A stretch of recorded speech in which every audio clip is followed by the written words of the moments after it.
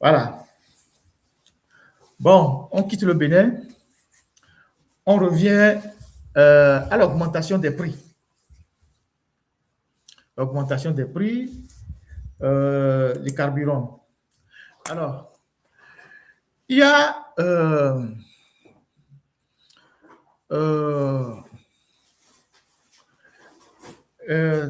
au cours de la semaine, cette vidéo qu'on a passée qui nous renseignait que le gouvernement était prêt à augmenter les prix du carburant. On n'a eu aucune note officielle. Et puis, la dernière fois, il y a un communiqué qui est sorti. Je vais projeter le communiqué avec la technique. On va regarder ensemble le communiqué. Et il y a un communiqué qui est sorti et qui fixe le prix du carburant. Qui fixe le prix du carburant. Et quand ce communiqué est sorti, on voit bien que le super sans-plomb a été porté à 725, donc 45 francs d'augmentation. Il y a le gasoil qui est passé à 750 et puis le pétrole en point à 1050. Alors, d'abord, sur la forme, regardez un peu le communiqué. On va rapprocher le communiqué, vous allez voir. Regardez le communiqué. Le communiqué du ministère ministère de... Il faut que je vois un peu l'entête, s'il vous plaît, technique. Le ministère, c'est un arrêté interministériel. Et l'arrêté interministériel est du ministère de l'économie, non, ministère de l'économie et de la veille stratégique. Et puis après, il y a eu une déclinaison. Mais regardez un peu le fond du papier. C'est un document officiel, hein, c'est un document du ministère. Mais regardez le fond du papier. C'est un document officiel qui est mis sur le papier d'une société privée, Corley Togo SA. Regardez un peu le fond du papier. Corley Togo SA. C'est une société privée. Je vais vous dire tout à l'heure ce que c'est que Corley Togo SA. Donc, le gouvernement togolais publie un communiqué sur le papier d'une société privée. Est-ce que c'est la société privée qui a fixé les prix? Est-ce que c'est le gouvernement qui a fixé le prix? Quel est le rôle de cette société privée dans cette affaire d'augmentation des prix? Peut-être que vous ne l'avez pas vu, mais l'œil du journaliste a vu ça. Corley Togo est une entreprise de distribution des produits pétroliers qui exploite un réseau national de stations-service à travers le pays. Vous pouvez taper ça sur Internet, vous pouvez faire vos propres recherches pendant qu'on en parle. Corley Togo SA est une entreprise de distribution de produits pétroliers qui exploite un réseau national de stations-service à travers le pays. C'est elle qui a repris les actifs des anciennes stations-service de la multinationale Tesaco Togo. Elle opère sous l'égide du groupe nigérien MRS Holding. Pourquoi le fond du papier de ce communiqué estampillé Corley se retrouve sur un document officiel? Ça, c'est la première question qu'on se pose. Pourquoi un communiqué officiel se retrouve sur le fond de papier d'une société privée? Est-ce que l'État togolais, le gouvernement, n'a pas un papier, un fond de papier, un document sur lequel il publie ses communiqués? C'est la première observation. Deuxième observation, alors que la mise en vigueur de ce communiqué était pour le 27 mai, la veille, il y a eu un conseil des ministres. Il y a eu un conseil des ministres dont on peut voir le communiqué. Le communiqué du conseil des ministres ne nous a pas renseigné si le sujet d'augmentation de carburant a été discuté au cours du conseil des ministres. Rien du tout. On nous a juste renseigné à travers le communiqué du conseil des ministres qu'on a donné, vous savez comment vous appelez ça? La reconnaissance de 15 chefs traditionnels, la création d'un lycée polytechnique, d'une institution, je ne sais pas quoi, école polytechnique à l'université. Bon, ça existait déjà, je pense que c'est un renforcement. On ne nous a pas dit, on ne nous a pas dit que, on ne nous a pas renseigné que le conseil du ministre a débattu de l'augmentation des prix du carburant. Et pourtant, L'augmentation des prix du carburant est un acte majeur pour l'économie du pays et pour les populations parce qu'elle a des conséquences sur la vie sociale de tout le pays. Normalement, au lendemain de l'augmentation du prix du carburant, les ministères concernés devaient faire une conférence de presse pour nous renseigner pourquoi on a augmenté le carburant. La seule explication qu'on a jusqu'à ce jour, c'est le monsieur qui s'est promené dans la vidéo là, le syndicaliste qui parlait du détroit d'Ormuz et de, je ne sais pas, de la guerre d'Iran. Officiellement, on n'a aucune information de l'État, du gouvernement. Donc, on a balancé ce communiqué qui est sur un papier d'une société privée comme ça, sur les réseaux sociaux. Et puis, les Togolais ont pris, les Togolais se sont rendus compte qu'on a augmenté le carburant. Cette manipulation de l'opinion, elle est extrêmement grave. Ça fait 4 jours après qu'on a augmenté le carburant, mais 3 jours après, il n'y a eu aucune sortie officielle. Même la décision n'a pas fait l'objet de discussion au Conseil des ministres. C'est sur le papier, un fond de papier d'une société privée qu'on a mis le communiqué. Est-ce que c'est la société privée qui dicte l'augmentation des prix de carburant au Togo? Il faut qu'on le sache. Et qui sont les actionnaires de ces sociétés privées? Corley SA Togo. Corley Togo SA. Qui sont les actionnaires de ces sociétés privées? Pourquoi le fond de papier de ces sociétés privées se retrouve être aujourd'hui un document officiel sur lequel on annonce l'augmentation des prix de carburant avec la signature des ministres concernés? Il y a un souci. Donc, je vais vous jouer une vidéo tout à l'heure pour vous montrer comment, sur le plan machiavélique, on travaille l'opinion, on manipule les gens avant de leur faire passer une décision difficile et les gens acceptent les décisions difficiles sans savoir qu'ils ont été manipulés.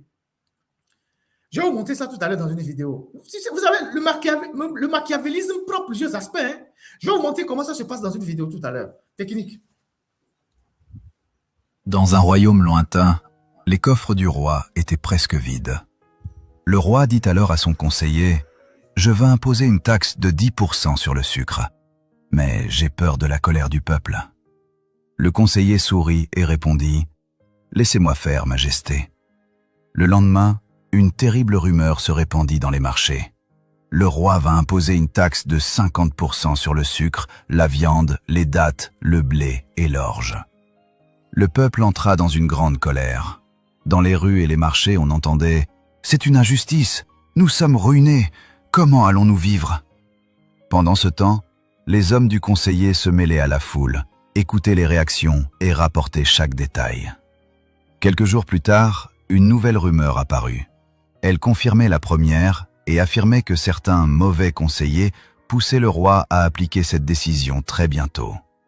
Et plus la peur grandissait, plus les gens changeaient. Ils ne refusaient plus totalement les taxes. Ils espéraient seulement qu'elles soient moins élevées que 50%. Alors, le conseiller retourna voir le roi et dit avec un sourire « Maintenant, Majesté, le peuple est prêt. » Le lendemain, le décret officiel fut annoncé. Par souci du bien-être de notre noble peuple et en réponse à ses préoccupations, nous avons rejeté les propositions extrêmes de certains conseillers et décidé d'appliquer une simple taxe de 12% sur le sucre uniquement. Et soudain, le peuple poussa un immense soupir de soulagement. Partout, on entendait « Vive le roi sage, quel roi généreux, heureusement que ce n'est pas 50%. » Et ainsi, les gens ne furent pas heureux parce que la décision était bonne, mais parce qu'on leur avait fait peur avec quelque chose de pire. Car l'une des méthodes les plus dangereuses de manipulation, c'est de vous effrayer avec une catastrophe, jusqu'à ce que vous acceptiez ce que vous auriez refusé hier. Vous avez bien écouté cette vidéo. La manipulation qui consiste à faire passer une décision d'une extrême gravité que le peuple finit par accepter parce que les gens qui ont fait la sensibilisation, il y a des aspects que vous n'avez pas vus. Dans la sensibilisation, le syndicaliste qui se promenait, qui racontait des histoires, il disait d'applaudir le gouvernement, que c'est la première fois qu'on les associe. Tout ça, c'était pour préparer l'opinion. Ensuite, il disait que quand ils ont rencontré le gouvernement leur a dit qu'il va diminuer les péages, qu'il va diminuer les frais de péage. J'ai un audio comme ça dans lequel ça a été dit qu'ils vont réduire les frais de péage, qu'ils vont réduire aussi les frais de transport, ils vont essayer de parler. Mais aujourd'hui, ils ont fait passer la décision. Mais comme le gouvernement sait que c'est une décision extrêmement grave, oui, c'est de l'anesthésie, ils n'ont pas fait de conférence de presse. Et ils n'ont fait aucune conférence de presse. Ils ne se sont pas transportés devant l'opinion pour expliquer aux Togolais lambda qu'est-ce qui les pousse à augmenter les prix du carburant. Je vous assure, chers compatriotes, qu'actuellement, à l'heure où je vous parle, l'économie du Togo est dans une catastrophe. Je vous assure, il y a des gens qui m'envoient des messages alarmants. Vous voyez tous les restaurants qui sont à la plage. Les gens sont à perte. Tous les restaurants. Vous voyez dans un pays où les gens ont mis des restaurants à la plage qui est souvent très sollicitée. Tous les restaurants que vous voyez à la plage là, c'est la catastrophe. Il y a les gens qui passent le week-end, ils n'ont que 150 000 francs de recettes. Les grands restaurants que vous voyez, les bars, les restaurants. Il y a des gens qui viennent dans des bars avec toute une famille pour boire juste 2 ou 3 cocktails de fruits repartis. À la fin de la journée ou de la soirée, quand ils font les comptes, ils n'ont que 200 000, 150 000 francs de recettes. Ils ont les charges, ils ont les taxes, ils ont les impôts. Il y a certains restaurants qui sont sur le point de licencier des gens. Les Pure Plage, les Marcelo Beach, tous ces restaurants que vous voyez là, c'est la catastrophe. Je ne parle pas d'autres restaurants qui sont dans la ville. Vous allez dans les restaurants, il n'y a rien du tout. Parce que les gens n'ont pas de pouvoir d'achat pour aller dans un restaurant pour manger.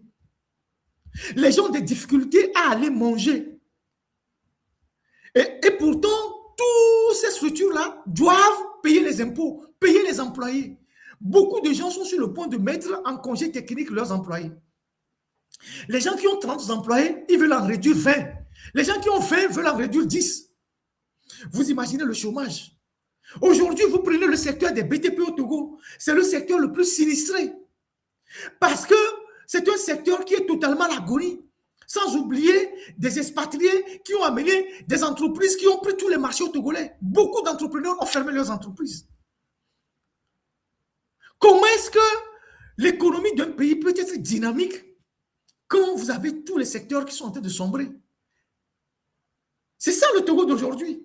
Les gens qui ont les appartements meublés, les Togolais pleins dans la diaspora qui ont transformé leur maison en appartement meublé, il n'y a personne qui vient là-dedans. Les gens qui ont transformé leur maison en appartement meublé, il n'y a personne qui vient dedans. Parce que le pays n'attire plus les gens. Donc, mais les appartements meublés, c'est des charges. Il faut au moins payer l'électricité. Il faut entretenir les maisons. Il faut un gardien. Donc, voilà la triste réalité de notre pays. Si les gens n'ont pas le courage de vous le dire, moi, je vous le dis, parce que je reçois des gens qui se plaignent tous les jours. Ferdinand, Blendo de là, et tu vas manquer là, et tu vas les bloquer. Et tu vas les bloquer. Et tu vas les bloquer. C'est ce que les gens me disent. C'est-à-dire, le pays est bloqué. Des gens qui faisaient des chiffres d'affaires de 1 million, 2 millions chaque week-end dans leur restaurant. Aujourd'hui, ils ne font pas 200 000 par week-end. Aujourd'hui, ils ne font pas 200 000 le week-end. Alors qu'avant, ils faisaient 1 500 000, 2 millions les week-ends. Il faut les connaître pour savoir ce qui se passe au Togo. Je vais terminer la première partie de cette rubrique par Dapaon. Dapaon où on arrive tout à l'heure sur le port. Vous allez voir les dégâts. Dapaon où comment je dirais ça? Et les gens sont frappés de famine. Il y a une alerte du PAM, hein, le Programme alimentaire mondial, qui opère à Dapaon là-bas à travers une de ses filiales, donc qui a sorti un document dans lequel, voilà le document, il y a un autre document dans lequel on dit 330 000 personnes pourraient être en insécurité alimentaire aiguë. L'expression est importante. 330 000 personnes pourraient être en insécurité alimentaire aiguë au cours des 3 prochains mois. C'est une prévision. S'ils ne reçoivent pas d'aide, selon une prospection du PAM, donc le Programme alimentaire mondial, je précise que le Programme alimentaire mondial est présent à Dapaon, donc ils connaissent les réalités. C'est eux qui viennent au secours des gens qui sont à Dapaon. Selon une prévision du Programme alimentaire mondial, il y a quelques jours, le PAM a déclaré, le PAM a recensé 50 000 réfugiés dont 10 000 déplacés internes. Donc, dans les 50 000 réfugiés à Dapaon, il y a 40 000 qui viennent du Burkina à cause de la menace que vous connaissez. Et il y a 10 000 déplacés internes. Les 10 000, c'est les gens dont on a, pour des raisons de sécurité, on les a déplacés de leur village, on a essayé de les reloger et tout ça. Donc, 50 000 réfugiés que le PAM prend en charge à Dapaon, dont on leur fournit de la nourriture et tout. Mais la production agricole ne va pas avec cette... ne va pas.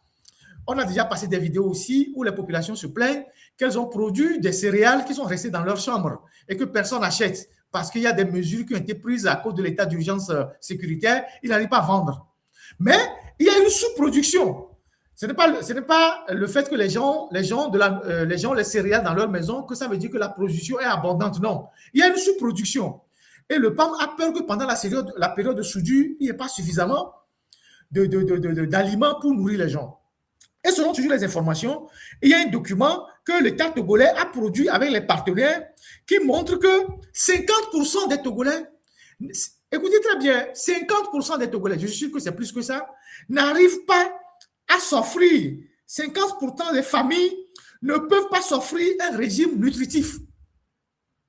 Un document officiel produit par le Togo et les partenaires qui nous renseigne que 50% des familles ne peuvent pas s'offrir un repas nutritif. C'est-à-dire que les gens mangent au rabais.